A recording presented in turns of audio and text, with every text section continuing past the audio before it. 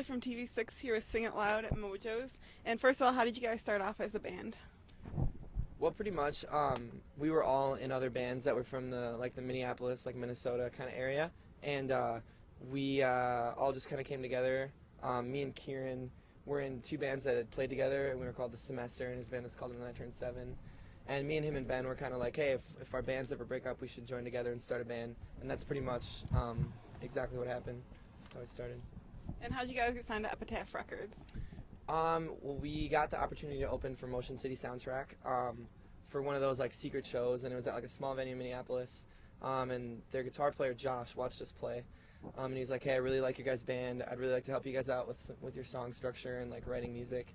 And then we ended up meeting with him, and he sent our stuff to Epitaph, and they were really into it. And then they flew out and saw us and signed us. And your latest album, Come Around, comes out the 23rd. And how long did it take to completely finish it?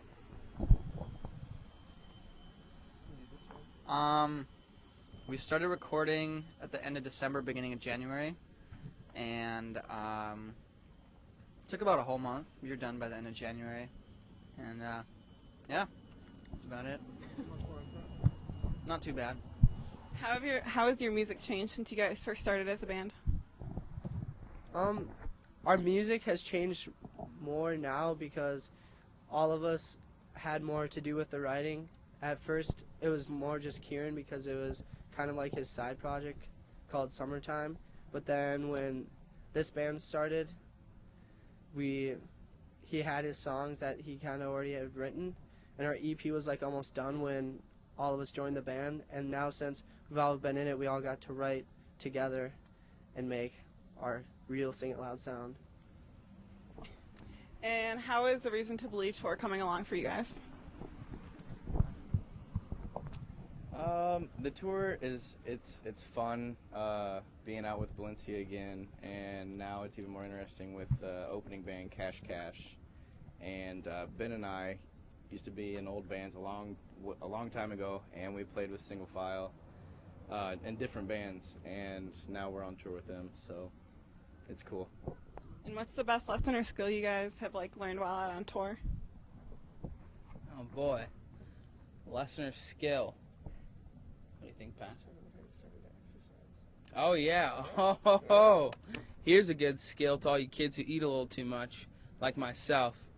There's a kid in my band over there by the name of Nate, and he likes to be fit and work out. He started roping me in on it, so I've started to gain some lifetime fitness and some personal weight loss goals, and it's really, really exciting. And how was the making of your new video for No One Can Touch Us, and was there a concept behind it at all? The making of the video is actually really, really cool. It was a great experience for all of us because since we all grew up around the area that we're from, we've all been Motion City Soundtrack super fans. So it's really cool to work with Justin, their singer, as the producer. And basically the concept he came up with was that it's for a song No One Can Touch Us, and it's a total guy and a girl song. But he didn't want us to make a video a cliche, a guy likes girl kind of video. So we made the video about a girl who's obsessed with her little puppy, instead of a guy and a girl. So that's kind of the concept, and how they're best friends and no one can touch them. And are you guys looking forward to anything at all on your upcoming tour with Cobra Starship? Absolutely. It's going to be really exciting because almost every single show is in a giant room, and a couple of the shows have started to sell out, and that's really exciting. And I guess it's our first big tour that we've ever been on. And I'm personally excited because I was a huge Midtown fan when I was in junior high and stuff. So it'll be cool because their singer used to be in Midtown. So. And where did you get the idea to set up the latest contest you guys have with BuzzNet?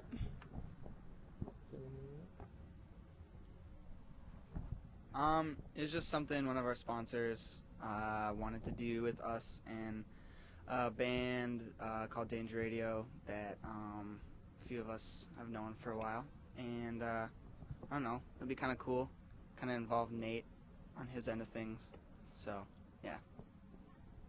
And what's the most important thing to each of you musically?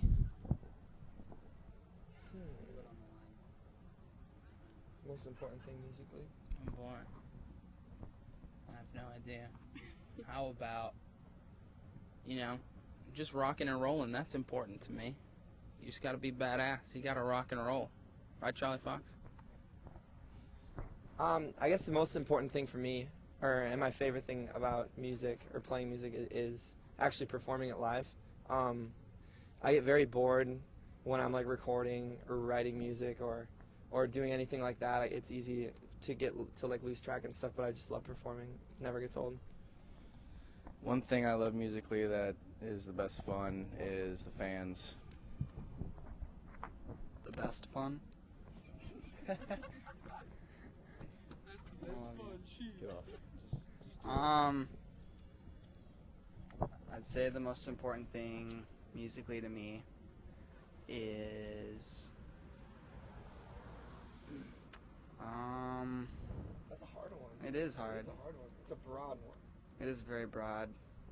Say the Eagles. That makes no sense. I don't know. I really enjoy not showering and sleeping in a van. It's probably my favorite thing. Definitely the ladies. Is there any band that you guys want to tour with, or have you been content with who you've toured with thus far?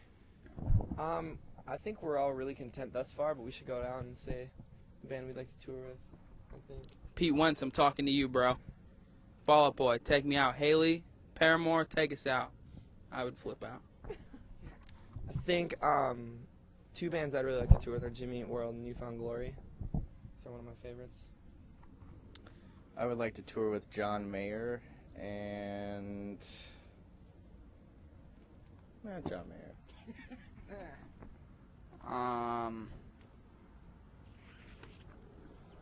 I'd say either Puddle of Mud or no.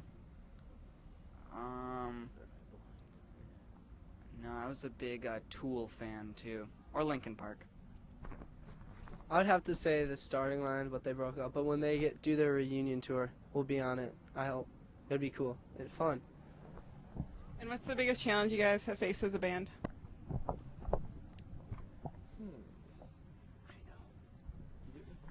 My poor driving skills. Yeah, that is definitely a challenge.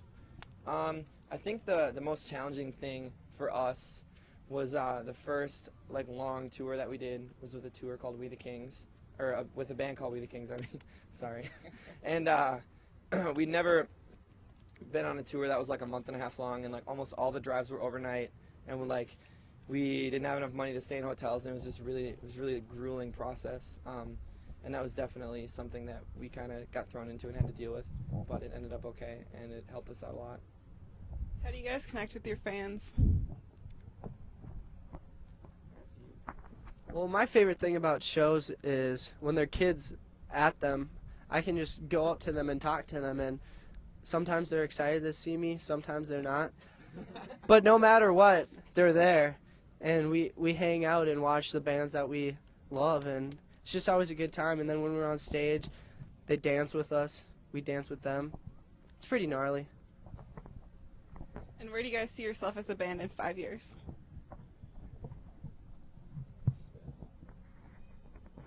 Right here. Yep, same place. Either that or some of us maybe in jail or homeless. That's what I'm gonna say. But we're hoping. But we're hoping to be, just able to pay the bills Arena 1213. and not be living at my dad's house anymore. Thank you guys for your time and have a good show. You're welcome. Thank you. Hey, we're Sing It Loud, and you're watching TV6.